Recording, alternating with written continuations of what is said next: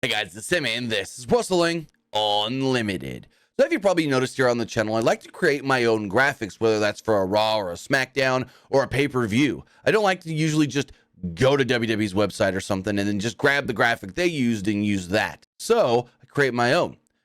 Animated graphics. They have animations coming in, they do things while you're watching and so forth, and I want to teach you how to do the same. I've done a couple of these videos in the past, and with the Elimination Chamber coming up a week from this weekend, I thought I would show you how I did my Elimination Chamber graphics. Now, most of this tutorial is going to be done in After Effects, but I am going to start off in Photoshop because there are two small things that I need to do. We need to just create a light and edit one photo that's our background image, and then we can take it all into After Effects and go from there. So with that, again, like I said, this is going to be a After Effects heavy tutorial, slightly a tutorial in Photoshop, and I'm going to show you how I created these graphics for Elimination Chamber.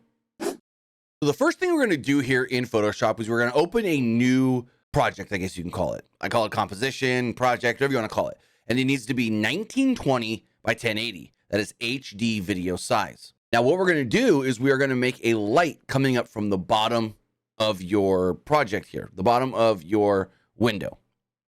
And so what we need to do is we need to create a new layer by either going down to the layer panel and clicking new layer here, or let's delete that. You can also just click Control or Command Shift N, click enter, and there we go. Now, the next thing we want to do is we want to grab our brush tool. Grab our brush tool over here, either by the tools panel, or you could just click B on your keyboard. Then we want to make sure that we go to our generic brushes and click a circle brush. So we have a circle brush right here, a round brush. But the one thing we need to do here is also make sure that our hardness is all the way down to 0. We want a hardness of 0. We have our brush here.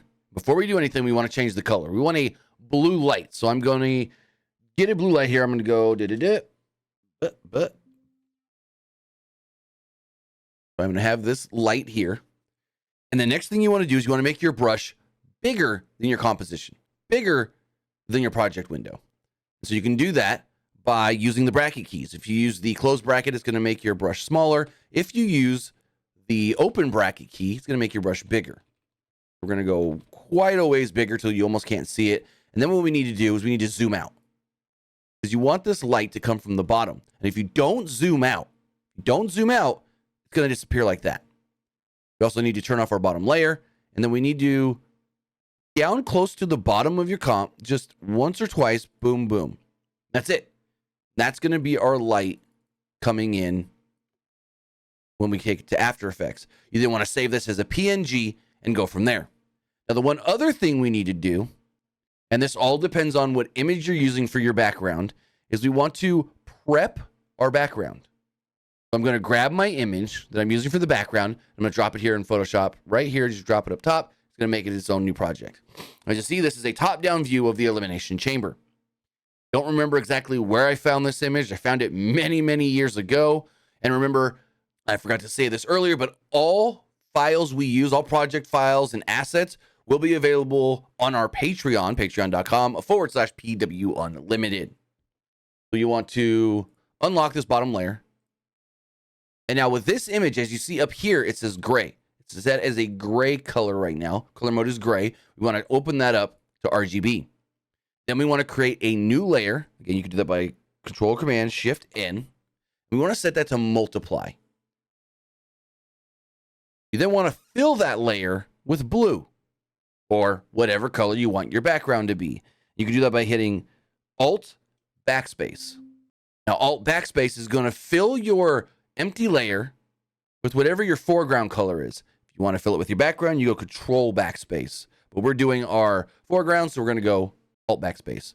And now what you want to do is find a blue or a color that fits with what you want. You can keep playing around with it until you get exactly what you want. I'm going to add a little more color in it, take out the grays a little bit. There we go. Now, this next step is optional. It's just what I did because I didn't want the background to be just too clean. So I created a new layer. I then filled it with black. So we're going to make our foreground color black.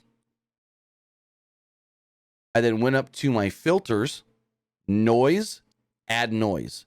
I then set it to 20, uniform, and monochromatic. Now, again, this is totally optional. And the settings here is set to your preference and what you want it to look like. We then go here, we set it to screen. What screen does is it takes away all the dark parts and only allows the light parts of that layer to show through. So only the noise itself is showing through. We then take that, save it, and bring it in to After Effects. So let's jump over to After Effects. Everything else can be done in After Effects. So we're here in After Effects, and the first thing you need to do is once you get your project set up, you need to create a new composition, which you could do right down here, create new composition. I'm just going to name this Women's World Championship because we're going to create a graphic first for the Women's World Championship. Women's World title. I'm just going to name a Women's World title. Now, what I like to do from here is I then create another folder. This is just my personal preference. I'm going to preface this right now. There's multiple different ways to do these kinds of things and what I teach you. This is just my workflow and what works for me. I then create another folder and I call it Wrestlers. So then all the wrestlers that I'm going to be using, I drag them and I keep them in that folder. I like to have the folders here so everything stays clean, precise, and everything stays organized. You import your wrestlers. The next thing I also like to do is I create another folder called Assets. And I create this folder with everything basically we're going to be using to create our graphic, to create our animation, to create our video. So I'm going to grab everything I need here from my folder on my computer, drop them in there, wait for everything to import, and then we should be good to start. The first thing we're going to do is we're going to drop our background layer. We created this already in Photoshop. We're going to drop it right onto our timeline. Now, when I created this originally, it was 1280 by 720, not 1920 by 1080. But what you could do is you right click it, go to transform, fit to comp, and boom, it's just going to scale itself up to fit exactly. First step done. Now what I'm going to do is I've got these layers here of dust, these dust images. They're just going to give it a little more of a not clean feel. I did get these from Google. I just searched dust overlays PNG or dust overlay transparent. The first one I'm going to throw on right down here. And again, it's also smaller. So we're going to go to transform, fit to comp. You can also click Control Alt F to do that as well. Now, the next step is going to be adding in our wrestlers. We're going to take Rhea Ripley first. We're going to add her. And we're just going to set her somewhere. We're just going to set her on this side. And you may say, ooh, that's kind of big. We're not going to scale her till we get Nia Jax here. So we're going to throw Nia Jax as well. As you can see, these renders that I have are not the same. So we're going to have to scale them together. And that's why I wanted to throw them both in at the same time. The Nia one is the size I want. That's the size I want my wrestlers to be in this graphic. So Rhea, we're going to have to scale down to proportionately, what's the word I'm looking for? Proportionately match Nia Jax. So you want to click S on your keyboard with your Rhea Ripley layer selected. And we're just going to hold shift and click down. Once you click into your percentages here, down by 10. And every time you click shift and down, it's going to drop your percentage by 10. So 100, 90, 80. Okay. So we're down to 80%. It looks about right. I'm going to pop it up just like 2 or 3 more percent. And what I also like to do sometimes is put one wrestler right over the top and just see if their heads kind of match. And then another thing you can also do to see if they match is you click T on your keyboard to bring up your opacity. Drop your top layer to 50. And then just see if like the eyes and stuff, the nose, the mouth are somewhat similar sizes. That's another way to gauge the sizes of your, I guess you say, renders to be even. So that's about right. So we're going to pop Rhea back up to 100. We're just going to move her over here. But now that I move her over, I see that she's still a little big. So I'm going to bring the scale back up, drop it back down to 80. I may even drop it to 79. We're going to go 80. Going to bring that down. Again, it still looks a little big, so we're going to play with it. Move them closer, move them however you want to figure out your scaling. I think I'm going to go there. And one rule of thumb, when you're lining up wrestlers like this, and you can use your ruler to do this. Control R will bring up your ruler. Line them up by their eyes, not the top of their head. What you want to do is, Naya's in a good spot. I like where Naya's at. So we're going to line Rhea's eyes up. And so I could tell, okay, I may need to scale her down just a little bit more. We're looking right about there. This could be a tedious thing for some people. Some people are just like, it's close enough. People won't notice it. Let me go from there. So I'm going to then move this ruler guide back off. I'm going to move Rhea down a little bit. And then we go from there. The next thing that I want to do is I want to take my background and I want to duplicate it. You can duplicate it by hitting Control D on your keyboard. I want to move it up above both of my wrestlers. Now what I want to do is I want to create a layer mask. What you could do to do that is you have your layer selected and click either your pen tool if you want to draw a specific mask, or if you want just like a rectangle or a circle or whatever, you can just click your rectangle tool here. Then we're going to draw a rectangle right over the layer. You're going to see what this is going to do is it's going to basically remove part of our layer and only show some of it visible depending on how you want it. You want to make sure that you put your layer mask to add. If you put it to subtract, it's going to do that. If you put it to add, it's going to do that.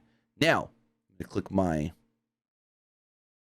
pointer tool just to select off of it. And you see how it's just got this harsh line, really hard line. So we want to go into our mask. We want to play with our feather. I'm going to pop the feather up to about 100. See how that looks.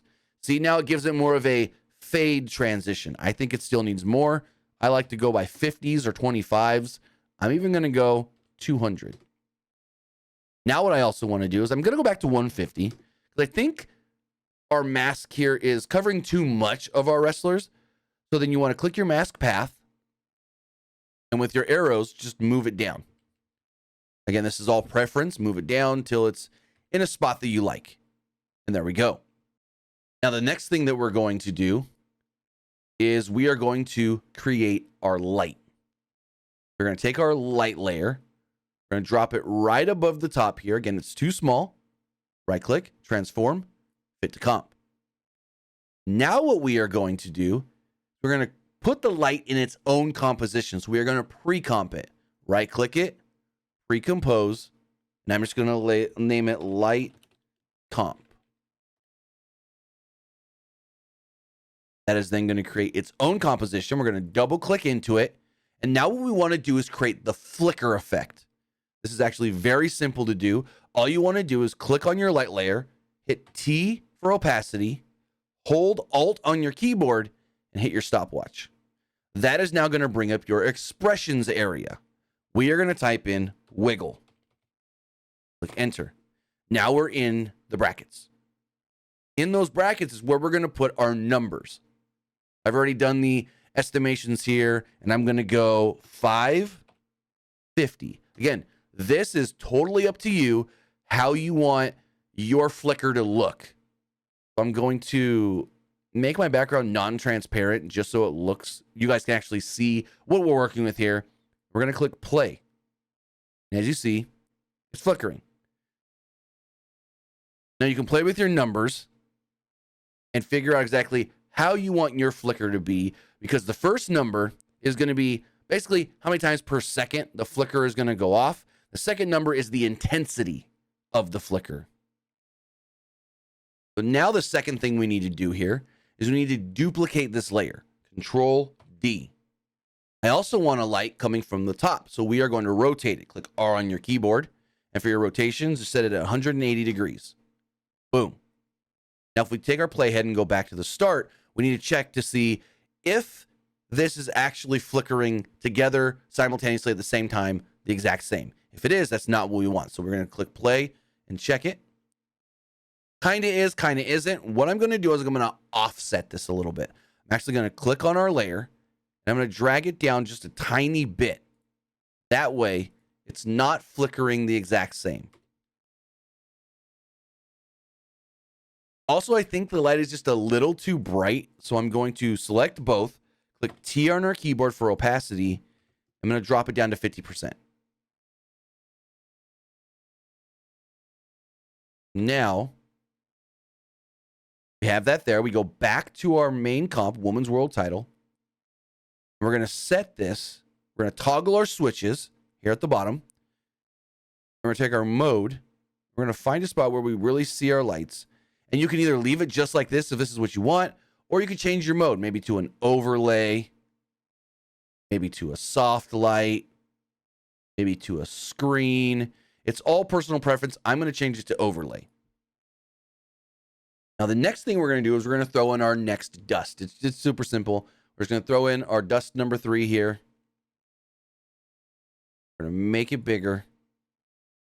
And there we go. We're not going to do anything with it. You can leave it there. You can move it under your light. It really doesn't matter.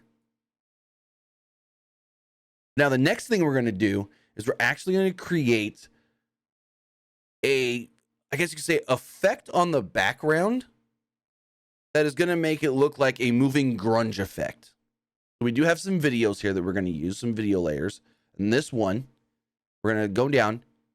We're going to throw it right above our bottom layer, our background layer. We are then going to change our mode, our color mode, to screen. Not really liking that because, again, remember what I told you. Screen is going to bring out all of our light colors, and our dark colors are going to go away. You can also try multiply. Multiply is going to do the difference. Bring in our dark colors and take our light colors away. Try that as well. Don't like that. Also, another thing I'm not liking, as you see here, is this is bringing in like a brown color. So what we can do is we can go to our effects panel, type in black and white, and just make it black and white. That is actually going to help a lot as well. But we can keep playing around with our, and you can, as you see here, move it around. It's going to move around. So we can keep playing with our different color modes. You get something that you actually really like. You can go add, go screen, heck, you can go hard light. I think I'm going to leave it on hard light for now. But then what we need to do is, you can see it's only about 30 seconds long or so. Not long enough. So again, there's probably other ways to do this. This is the way I do it. I'm going to pre-compose this background. I'm just going to name it BG Grunge. We're going to double click into it. We're going to see that it's only the size of the video. What I want to do is make this composition longer. So we're going to hit, you can either do this a couple different ways actually. You can go composition, composition settings, or Control K. And I'm just going to set it to however long I want it. I'm just going to set it at 5 minutes. I usually work on a 5-minute timeline. We're then going to zoom out of your timeline. We're going to start duplicating and moving it over. Duplicating and moving it over. We'll do this till we get it all the way to the end. Super, super simple. We're then going to go back to our main comp. We're then going to make sure that we take our background grunge and we're going to drag it all the way down. We're drag it all the way down. If you don't drag it and leave it up here, as you see, even though you created it to still play, it's not going to play till you pull it all the way down. Then we can go to the beginning, play it, and just see what it does for our background. Now, if you want that to also do it on the front where we set our layer mask, you can do that as well. You can actually just duplicate this layer. Bring it up above your background chamber here. Just do the same thing. Create another layer mask. Set the feather to the 150 that we did before. And move it down till it's in the position that you want. Set it about there. And then we go from there. I don't like it on the front, so I'm not going to have it there. Just personal preference. I don't like it. I'm going to delete it. I'm going to leave it. But what I do want to do that we didn't do is I want to bring my dust there. So we're going to duplicate our dust, Control D. I'm going to bring my dust up. I'm then going to create a mask on my dust. Set that at 150. Bring it down a little bit, up a little bit maybe. Just play with it and see how you like it. We're getting pretty close to where we want to be. Getting pretty close to where we want to be. Now, the next thing we are going to do, we're going to create some more atmospheric motion, I guess you can call it. What I'm going to do is I have two videos here. I'm going to drop them on the timeline, but under the light, because I want the light to somewhat affect these as well. And so these, I believe, are 4K videos. So we're going to have them both selected, right click, transform, fit to comp. It's going to scale them down. And then we are going to pre-comp both of them together. Right click, pre-comp. And I'm just going to name it Atmosphere. Atmosphere. We're going to let that pre-compose. We're going to double click into it. And we're going to do the same thing we did before. We're going to make sure that our composition is 5 minutes or longer. Boom, we're at 5:31. And now what we're going to do is we're going to duplicate both of these. Now here's where this is going to get interesting. I'm going to turn these off for just a second. So you see how our first ones are overlapping each other. It's not what I want it to do anymore. I want the bottom, well, sort of. I want the bottom one start right where the bottom one there ends. And we could zoom in to check on that. And I want this one right where this one ends. And an easy way to do this to basically enable snapping is, say we have this all the way at the beginning. Hold shift as you're dragging it down, and they're going to snap to the front or the end of the other layers. We're then going to continue to do this all the way through. You want to bring your layers up and go for it.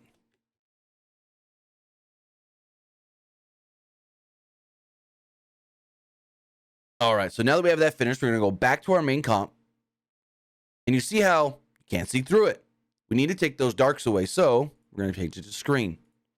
Change that to screen. Go from there. We're going to play our comp now and just see. Now you see how you have just little flickers and then little specks of dust floating across the screen. I think I'm also going to want to bring these back up to 100. Now that I'm looking at it, I'm going to bring those back up to 100%. We're going to test them out here. Also, if you notice that your composition is just running a little slower than you'd want it, you can always bring down the resolution for your preview window. We're going to put this down to 1/3. Also, if you look at your background grunge and you say, man, that's moving way faster than I want, easy fix. Right click on it, go to time stretch, and you can stretch that. Basically, the more you stretch it, the slower it's going to get. And there may be another way to do this that's maybe more efficient or that you like to do better. This is how I do it. I'm going to just double the time. We're going to go 100% or 200% now. Click OK. Wait for that to save out. And then we're going to check it and see if that's a better speed. Very, very much better. I like that a lot better. That speed. We doubled the speed. We're getting close to the end here. And the next thing we're going to do is we're going to start color correcting. We're going to create our color adjustments. You want to go to right click an empty spot on your timeline. New. We're going to create a new adjustment layer. You can also go to the top, go layers, new, adjustment layer. The first thing we're going to add here is a curves effect. A curves effect, and we're going to add a levels effect. Drag those right on there. First thing we're going to do with our curves effect is I'm going to pull the shadows and kind of make the shadows not really sit well, if that makes sense. So the first thing I'm going to do is I'm going to create a point here as an anchor point where nothing here to here is going to move. Nothing here to here is going to move. But I want from the end here up to move. And as you see, we're kind of muting the colors a little bit, pulling the shadows out in a way. And maybe really the way how I can explain this is we're making the shadows more gray and muted. But then that also brightens up everything more than I kind of want. That's where your levels come in. So on your right side, we're going to just pull your levels in. We're going to pull that in a little bit there. On your left side, we're going to pull that in just a little bit there. Now, the next thing we're going to do is we're going to add a LUT. A LUT is basically a type of, how do I explain this? Type of color profile that we want over everything. So we're going to create a new adjustment layer. So a LUT is a lookup table. So apply color LUT, lookup table. We're going to put that there, and it's automatically going to open up your Explorer window and say, what do you want to use? We're going to take this .cube file here. We're going to open that. It's going to place itself over everything. Boom. Now you can adjust this with your modes and your opacity. Maybe you want to put a soft light on it instead. Maybe you want a screen. Maybe you want a hard light. Maybe you want a color. I think, and I'm going to put this back up to full while we're playing with it here. I think I want it. Let me look at it again. Oop, clicked the wrong thing. Let me look at it again at normal. I think I'm going to leave it at normal. So now, the one thing we're missing is our text. We're missing our text. And what I want to do is I want to turn on our grids. So you have these, if you're using, and I'm using After Effects 2024, but many previous versions are set up the same way. Down here next to where our resolution is, we have all these different buttons we can toggle. Transparent background on and off. We can toggle our masks and shape path visibilities. The one here at the end, I want to toggle our title safe actions. So now the next thing we're going to do is we're going to go to the top. We're going to click our text tool. And we're just going to create text. All I want to say is Women's World Championship. So I'm going to start with the word championship. Championship. Next thing I'm going to do is I'm going to select my text. I'm using VTF Red Zone Classic. That's the text I'm using. VTF Red Zone Classic. Again, all the fonts and videos and everything we use in this will be available on our Patreon as well. So the next thing I'm going to do is I'm going to change my kerning. I want there to be a little space between the letters. So my kerning is going to be set for this at 100. And then going to move it down on this first line. Then we're going to add some layer styles to it. So we're going to add 3 layer styles. We're going to go to layers,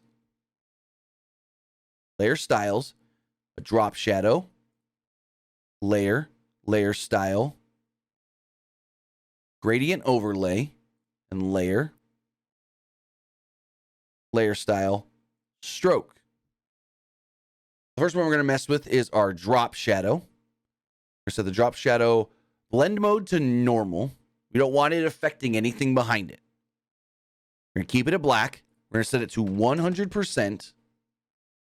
I'm going to change my angle to 50 because I want it coming from the top right. So I want it coming top right down. Is basically your angle is where's the light coming from to affect the shadow? Top right.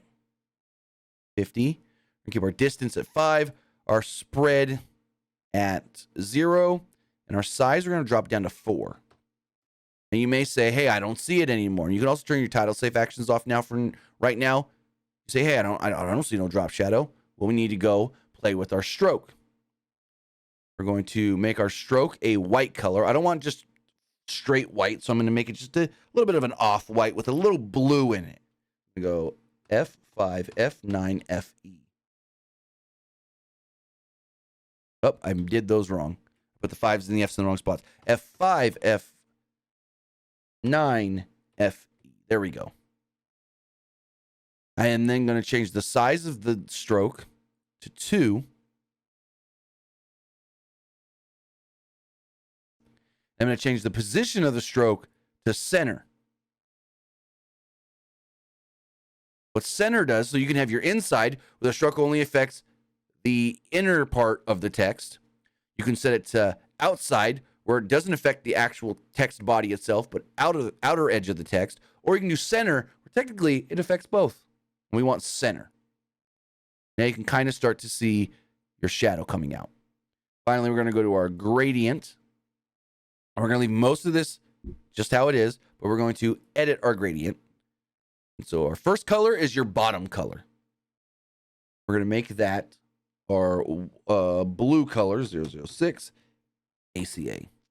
Then we want our top color to be that same white as our stroke, and I'll show you why here in a second. F5, F9, FE. The reason I wanted the stroke and the top white to be the exact same color, and let me zoom in on this to show you why. Our layer up. I zoomed in on it. I literally wanted, and it's kind of hard to tell, but I wanted eventually the stroke to feel like it's disappearing into the top here. Now, another thing you can do with your gradient, if you think that's too much blue, you can always come in here and bring the white down. The farther you bring the white down, the more white is going to show. I think I'm going to set mine in about 85. Let's then zoom this back out. We still need Woman's World. What we're going to do, we're going to take our championship text layer. We're going to duplicate it, Control D. We're then going to drag it up above, Control T, or hit your text tool at the top, and we're just going to type in Woman's World. Woman's World. We want it, and this is all personal preference. I want the top text to be just slightly larger or longer out than the bottom text. Some people like to make them flush with the edges and everything. For this, I want them the same. But one thing we do have to edit here, first off, I'm going to move this up about 10 pixels. And then I feel like, and this is again personal preference, too much gap here in the middle. Too much gap. What we're going to do is we're going to select that space. And I'm going to take our kerning here. I'm going to go minus 100. I'm going to bring it in a little bit. You can even go, I don't know, minus 120. It's all, again, personal preference. Finally, one of the last things we need to do is we need our Elimination Chamber logo. We're going to go grab that. We're going to drag that in as well. We're going to drop it under our text. Like S on your keyboard to scale it down. Maybe like 30%. And personal preference, depending on the size you want it to be. I'm going to drop it here. Then I want the same drop shadow as I have on my text on my Elimination Chamber logo. So all you need to do is pull your drop down, make sure you go to your layer styles, select drop shadow, Control C. Then on your Elimination Chamber logo, just click Control V. Boom, you're gonna get the same thing. Now what we need to do is take all three of these layers, your text and your logo, and actually want them to be under the top dust. So it gets affected by our atmosphere, our light, our adjustment layers, everything. Finally, we need to animate this sucker. It's the last thing we actually need to do. But what I usually like to do is anything that's going to be animated in, I always start it at frame 10. It's just a personal preference for me based on how I set up my transitions when I'm editing the actual videos in Premiere Pro. So everything that is going to be actually animated in, we're going to set those to start and come in on frame 10. So what I'm going to do is I'm going to take all of these, our text, our logo, our Rhea Ripley, our Nia Jax. Nothing else is going to be animated in. Everything else is going to be from the start. So there's two ways you can do this. You can either just drag them straight to frame 10, or what you can do is you can literally use your brackets. Your left bracket, your closed bracket, going to just send it straight. It's going to send the front of your layer to your playhead. Now, if we were to go close bracket, well, actually, it's your back bracket, your other bracket. That's going to take the end of your layer and put it on your playhead. That's not what we want. The first thing, the easiest part we're going to do is we're going to animate in our wrestlers. I also like to make my animations 10 frames themselves. It's all speed and how you want it. So make sure that they are sitting exactly where you want them. I'm going to move them over just a little bit. We're then going to click P for position. We're set a keyframe on both of those. We're then going to go to the front of the layer. And on Rhea Ripley, we're just going to use our right key to drag her off frame or off the composition. We're going to do the same thing with Nia Jax, but to the right. Then we can play that animation and just see what it looks like. Give it a second to render itself. We're going to stop it. You can just play it again once it renders a little bit. Okay, so I don't like the animation there. It's too just meh. The first thing we're going to do is we're going to turn on motion blur. We're going to turn motion blur on for the whole composition. But also, you need to make sure you also turn motion blur on for the individual layers that you want the motion blur to affect. So now we can check it again. It's going to need to render itself again because we've added the motion blur. So give that a second to render through. That's already just going to give it a better feel as far as real motion. Now, I still feel like the animation itself is too just linear and static. So what we're going to do is we're going to select all 4 of our keyframes, and we're going to go right-click, keyframe assistant, easy ease. You can also click F9. But now what I want it to do is I want him to come in slow and then ramp up at the very end. We're going to go to our graph editor here. Make sure that down here you're on your speed graph, not your value graph, your speed graph. And they're going to select both of these points here. You're going to take your handle, you're going to drag that in. You take this handle, you're going to drag that in. And I said it wrong. I want it to come in fast and then slow down. So it's going to, as you see here, shoot down really quick and then eventually taper off. Boom. We're good there. Now, we need to animate our text and our logo. That's going to be similar but different. We're going to do one part at a time. So we're going to do we're actually going to go, again, go back, or go forward actually 10 frames, and set a position keyboard, because that's where you want them to be when they're done. And go back to the front, and this we're going to have to do one at a time. You can do them all at the same time, but I find it easier because what we're doing is we're not pulling them to the right, we're not pulling them to the left, we're actually pulling them forward in Z space. We're working with 3D here a little bit. You want to turn 3D on. Right here, you want to turn 3D on all 3 layers. Also make sure you turn on motion blur. And what we're going to do is on our position, our third value here is now our Z space value. We have our X, our Y, and our Z space value. And we just want to pull that back until your text layer is off the screen. I'm going to keep going a little bit more. Now we're going to do that with the next one. And as you see, you may ask, why don't you just do them all at once? If you look at it, you can. But because they're positioned, not just one right on top of the other in the same exact space, they're going to be different values. You're not pulling, you're pulling one back farther than the other. As you see here, this is a minus 1400. This one's a minus 2100. We're also going to do the same thing for our logo. We're going to pull that off as well. See, this one's going to be way higher value.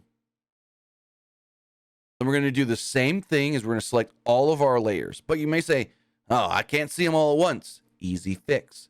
Select all 3 of those layers. You see how you have all this stuff open? All you want to see are your keyframes. Click U on your keyboard, and you're only going to see the keyframes. You're going to have to click it twice, actually. One closes everything, and then one opens everything back up to show you just your keyframes. So we're going to go here. F9 for easy ease. Go into our graph editor. Select. Pull back. Pull back.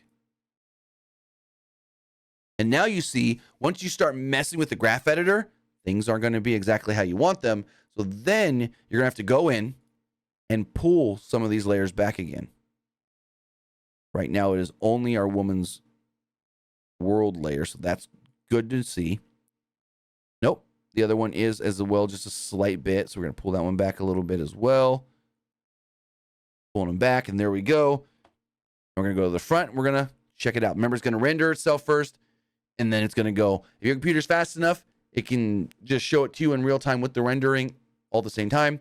Mine needs to render itself, and then we're good from there. So we have it here. Click it in. Boom. And there we go. Now, the one last thing I want to do, I want to offset those three coming in.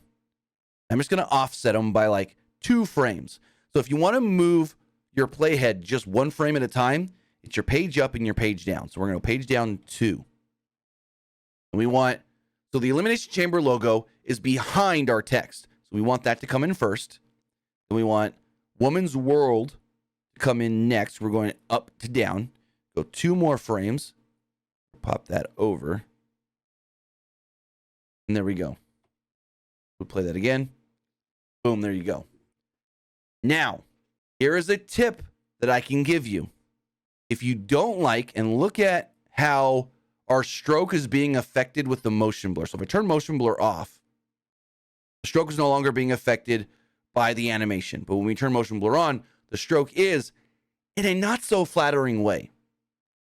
Now, there may be a way to fix that natively here in After Effects. I'm not 100% sure.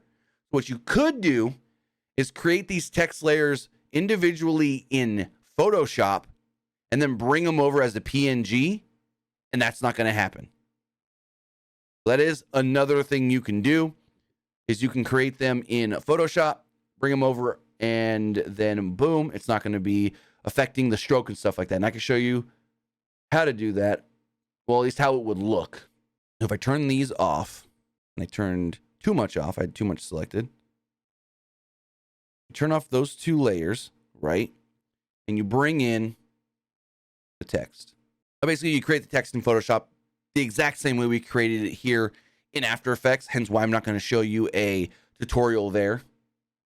As far as I'm not going to show you how to recreate it in Photoshop, the exact same way we created it here in After Effects. Then we're going to drop this in. We're going to bring it over. We're going to line this up. We're going to line it up. Turn our logo back on. For some reason, that got turned off. You're going to line up text here. We're then going to create boom, boom. Turn that on, turn that on. Put 1 too far. And then going to Z space it out. As you already see, the whole image is being affected, not just the stroke. And then going to set our keyframes here. You can kind of see it, so we're going to pull it back just a little bit more. And then we can play it and see how that looks. So much better. So much better. So if we play it again, boom. That is something you may want to look at, is if you don't like the way that the stroke is being affected in After Effects because you created it natively in After Effects, you can always go and create it in Photoshop. But with it, that's everything we got. That is our animation. One other thing you can do, if you say, hey, I like the background moving. Hey, I like the atmosphere going. There's too much just stiffness from the wrestlers and the text and everything. You can add a wiggle effect. What you can do is you can go to your individual layers here. We're going to delete those text layers we're not using anymore. Click position, alt-click on the keyframe, and type in wiggle. And you just want a super subtle, like 2,3. You just want this super subtle. And just do this on everything. Wiggle 2,3. Maybe you want your wrestlers to have just a little more wiggle, so you're going to go wiggle 3,3. Wiggle 3,3. So then we see it come in. We'll let it render for like 2 seconds. And you'll notice everything just has a slight movement to it now. Nothing is sitting completely still. And we'll notice it once we let it render for a second and then replay it. So I'm going to let it render up to 2 seconds. And this is another thing, personal preference. You can add it. You don't have to add it. And you can make it more prominent and more noticeable if you want as well. And there we go.